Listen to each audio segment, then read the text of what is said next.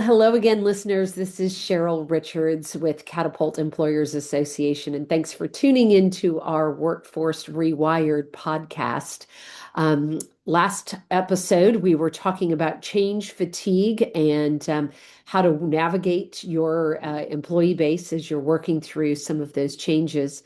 And today's podcast is with Paul Winston, HR Director for Gregory Poole Equipment Company. Paul has recently joined the board of Catapult Employers Association. We're thankful for your service there. And Paul and I are going to have a conversation about creating cultures that keep up. And it seems an appropriate topic to build on change fatigue because we know that the pace of change in organizations is moving ever rapidly. And so it's really important that we don't leave our employees behind. And so, thank you, Paul, for joining me today for this conversation. It's a pleasure, Cheryl. I'm looking forward to the topic. Yeah, well, I'm excited to hear maybe some best practices that you've experienced there at Gregory Poole in building culture and talking a little bit about that. So, I always like to start with the basics, which are mission, vision, values. And those are, incredibly important as we're building cultures. And so tell us a little bit about the mission, vision, values, and how you at Gregory Poole are kind of maintaining your values while still trying to evolve your culture there. Yeah, I love that. I'll start with our values. We abbreviate it with the abbreviation of CITES, CITES, commitment, integrity, teamwork, excellence, and safety. And those have been a part of the Gregory Poole DNA a couple of years prior to me joining back in 2019. And long before that, there was another set of core values that were established by the founder, and then the second generation, the third generation, and soon to have a fourth generation leading this organization with a similar set of core values. I tell our new employees that to me is a great story because I think it means stability. It means that we have consistency in how the business is run, how it shows up in the organization, and how we treat each other. There's nothing wrong with that. Yeah, so I love those, and I love the fact that you rattled it off so quickly. CIT, right? Commitment, integrity, teamwork, something, and then I got the last two. CITES, commitment, Sites, integrity, teamwork, excellence, and safety.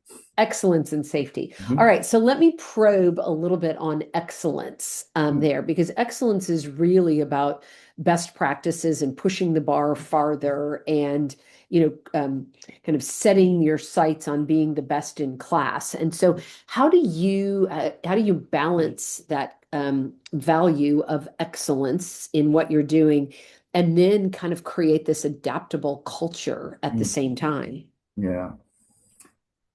Well, the good news, I think, for us here at Gregory Poole, and I'm sure we're not unique in this aspect, but we are made up of a whole bunch of individuals who have their own high standards. And that certainly helps with seeing excellence show up each and every day. We conduct an exercise in our monthly strategy governance program or strategy governance meetings where we start with a conversation about sites. And the question is generally along the lines of where have you seen X core value show up? And invariably, there's about 12 of us around the table when that conversation is prompted. And there's always, I have to cut off the conversation because those leaders see our sites and particularly excellence show up each and every day, top of the organization to the bottom of the organization, left to right. So in that way, we're very fortunate that that has been well ingrained into our organization. Now, as it relates to adaptable culture, great question. I think with an organization, so if we just start with the basics, I suppose, um, culture, a makeup of an organization's beliefs, values, and ultimately the behaviors that manifest themselves that demonstrate those beliefs and values. That that sense of adaptability has to be a part of that culture to help meet the very dynamic world that we live in today. Where that shows up, I think it needs to show up all over the place, like any other core value. I can speak to actual examples of where adaptability shows up amongst a leadership team when those leaders recognize the managers in their downlines for leading a change in a particular way. I see it show up with our frontline leaders when they are asked, and it becomes an expectation to understand the why behind a reason why we need to adapt, i.e., change. They show up with passion and commitment to whatever that is, the new policy, the new practice, the new process, the new system. But those frontline leaders get it, and it's as if it was their idea. They show up with that sort of intensity around being adaptable to that change. All the way down to our newest employees. I'm often asked during new hire orientation, which we do on a monthly basis, what do I need to do to be successful at Gregory Poole? I love that question because I could spend probably the entire day talking about it.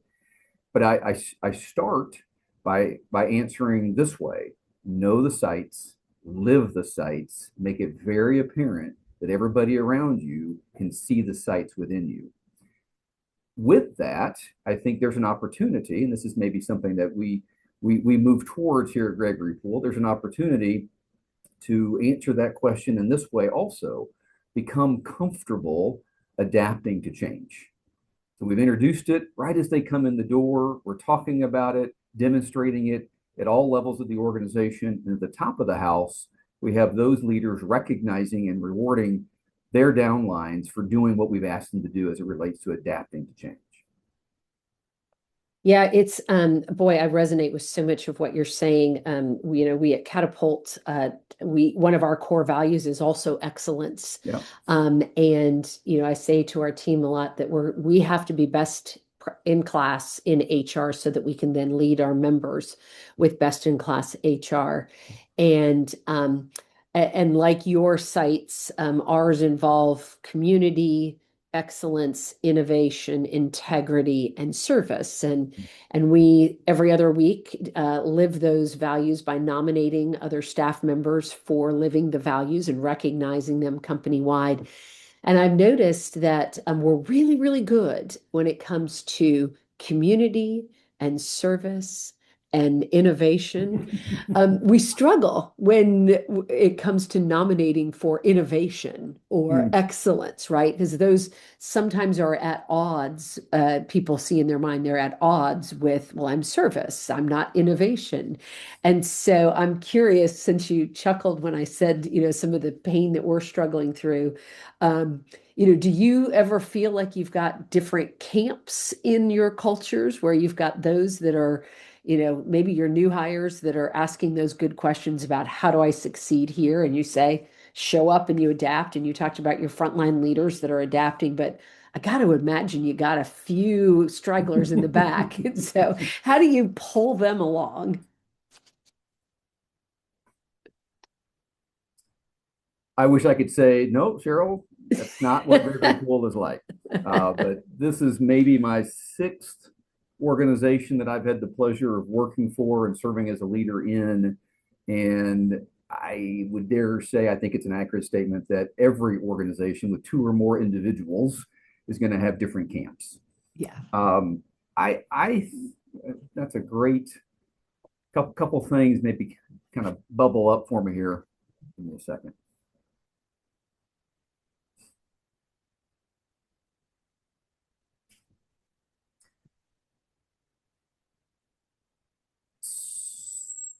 So we're asking our leaders, our managers to drive, to encourage, to reward, to recognize a certain desired organizational behavior, that being adaptability.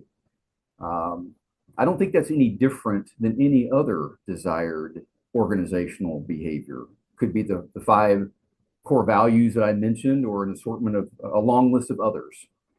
Uh, Managers play the same role with any of those desired behaviors, meaning that they communicate the what and the why behind it. Without that, it's a non-starter. It's really hard to convince anybody to come along, meet you someplace new, if that understanding, the why, isn't understood. That manager then enables the dialogue amongst their team to validate that understanding. Change is not one way, it's not one directional. It is very much two directional, maybe three directional, depending on how much conversation you need to have. Yeah. But it's facilitating that discussion to give folks the opportunity to make sure they understand the why, that they get it. But then I'm going to say, most important, it's that leader, that manager, living that desired quality, being adaptable themselves, showing their teams, this is what I mean when I say we need to embrace adaptability. This is what that looks like. And maybe they don't have to articulate it in so many words. Maybe actions speak just as loud, and their team can see, aha, that's what Paul's been talking about for the last 6 months. I just watched him adapt to something. I could tell it was uncomfortable for him. I could tell maybe initially he didn't really want to go there and change that practice or that policy, but he got there. And I see that makes it more real for me. I think that's more compelling to your original question. That's probably more compelling to the we'll call them the anchors in the organization that really want to stay on the sidelines until the very last minute. But when they see their manager, their leader, truly walking the talk, to use that cliche, I think that is the best way. I'll add to that just a little bit. As managers, we have an assortment of individuals on our teams within the organization, some of which will run to us when they see that this change is coming. They get excited about it. They want to be a part of that change for various reasons. You've got others that'll stay several rows back, hoping that we don't notice them. Part of our role as leading that change at promoting and living adaptability is to go meet them where they are. And that's challenging, because sometimes I don't understand that point of view. I don't get why they are still back on that back row waiting to change. It's the benefits are so obvious, but that's not a fair assessment of the situation. It truly is sitting figuratively, metaphorically with them, meeting them where they are, understanding their point of view. It's the only way I know is to how to get them to where you need them to be, is to first meet them where they are in that moment. Boy, you have sparked so many good follow-up questions with that response, Paul. And so, I appreciate, essentially what you've talked about is modeling the way, Yeah. right? And allowing your managers to do that. Have you at Gregory Poole taken any intentional steps to train your managers on adaptability and your leads, or, kind of recognizing where you have your early adopters and your champions that are on the fence versus those that you might need to give a little bit more training behind that? Yeah. A really recent example, and I don't think it was anything all that unique or special, but it was the right training for the moment. So we've recently implemented a brand new ERP system. So a change that has touched literally every life within Gregory Poole. And not just for one day, it was a 2-year project, 1 year of planning and 1 year of execution. And we had the big day of go live early November. And then that first month of an actual month of financials in the new system. And now we're in the new year. So we've wrapped up that 2025 in the new system. Lots of change associated with that. We were replacing an ERP system that had been in place for 10 years. And as a part of that, we recognized that we had folks all over the change management map, if you will. And we had to get in front of them. So that started with, we have a continuous improvement group in-house with black belts and project managers. I'd say that's a best practice. And they brought change management training to the organization. Along with that, we identified groups of individuals who became a combination of subject matter experts, coach, ambassador embedded into the organization to be that point of contact, to meet the workforce where it was for that particular group, that department, that function, that division. I think that group was around 80 some individuals that were embedded in the organization, took direction from our CI group and our ERP group to track with the progress of the project. So a combination of training to our managers around change management. Here's why this is so hard. And here are some principles, some practices, some ways of thinking through this and assisting your people through this. And then more tangibly, here's a resource within your organization that's going to be really the expert that you can go to with questions, that you can voice your frustrations, that you can provide feedback. And that served us well. That's fantastic. I mean, what a great story to tell about best practices and bringing people along.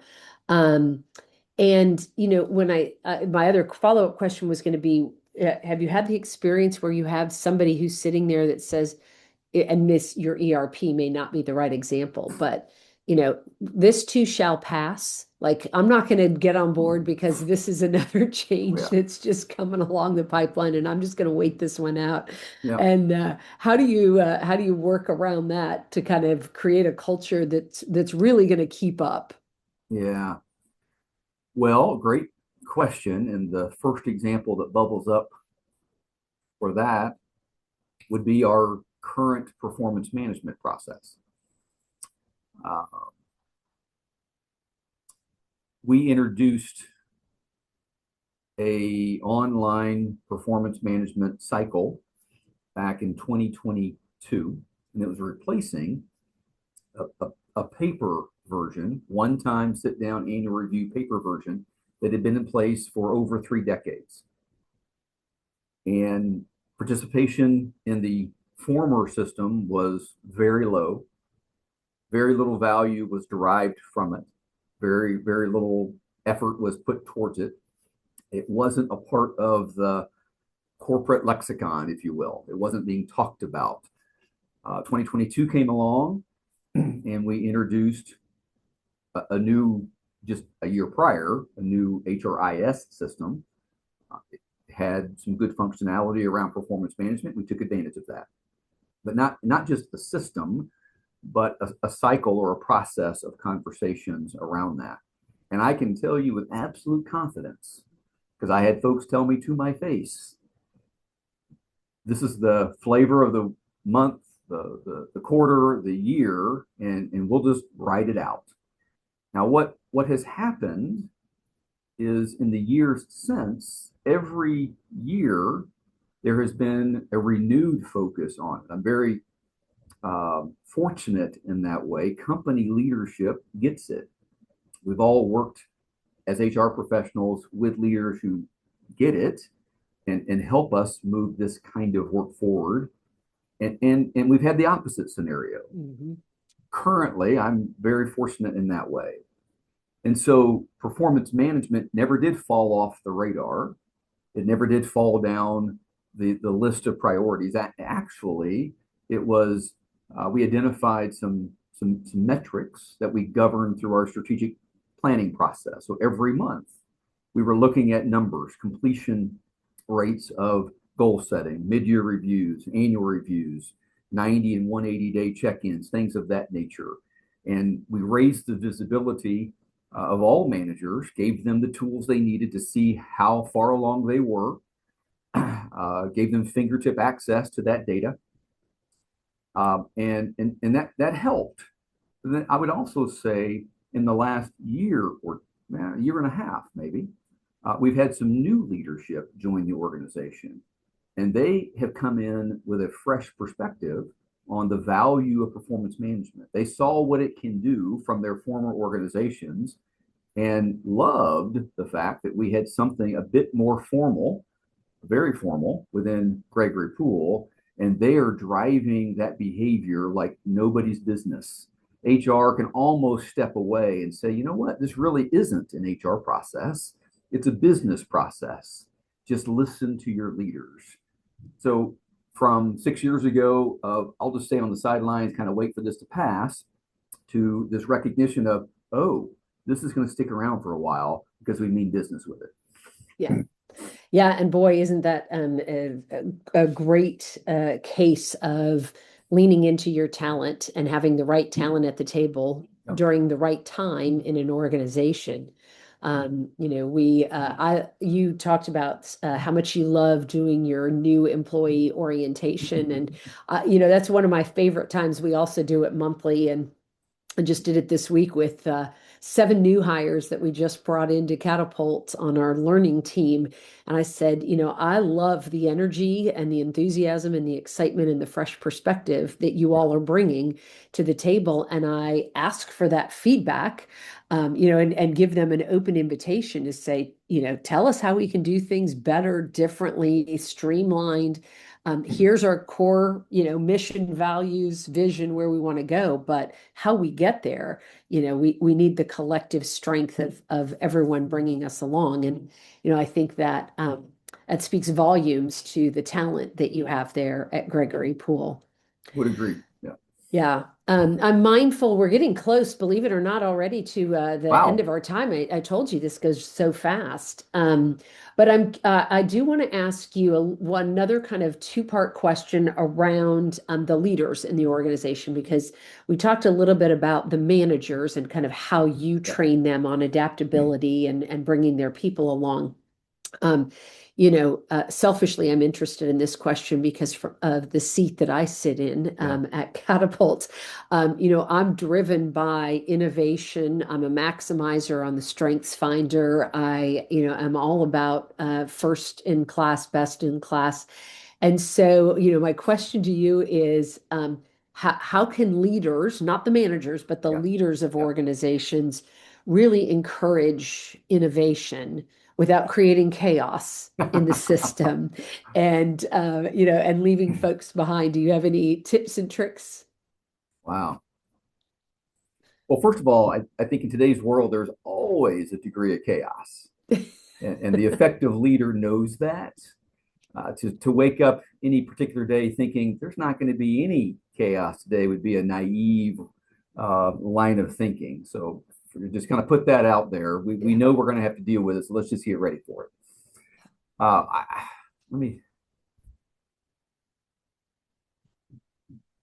I'd say, so similar principle as applies here as with adaptability, meaning the more conditioned the organization is to understand the value of innovation and why we promote it, why we reward it. When it happens, if that socialization has occurred, that understanding exists as far down in the organization as possible, when it does happen, it's less of a shock when it does show up. I equate it to kind of a physical metaphor, if you will, but it's like being kicked in the shins versus being kicked in the teeth. If you don't see it coming, it just takes you out. But if you've been primed, if we've primed the pump organizationally to say, this is what we're focused on for this particular year, this is part of our strategy, it's going to result in change. We think it's going to result in some innovative solutions and breakthrough results for our business. This is kind of what we envision it looking like, feeling like, sounding like. Still details to be worked out, but we wanted to give you as much information up front as possible so that when the real details show up, you're not hearing it for the first time. I think all that starts with a lot of conversation. Top of the house, as far down in the organization as you can get it, socializing that innovative idea, giving folks time to hear it, process it, to absorb it, and to plan for that pending innovative change. I like to think that I'm all about innovation, particularly when I'm the one doing it, when I'm bringing that innovation, it's a lot easier. But when it's being imposed upon me, when it's being handed to me, I'm not nearly as receptive to it.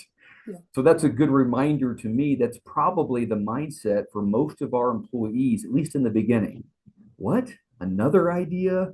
Can't we just stop with the change for a second so I can catch my breath? I hear that a lot. Yeah. And I don't know if we have that luxury these days anymore.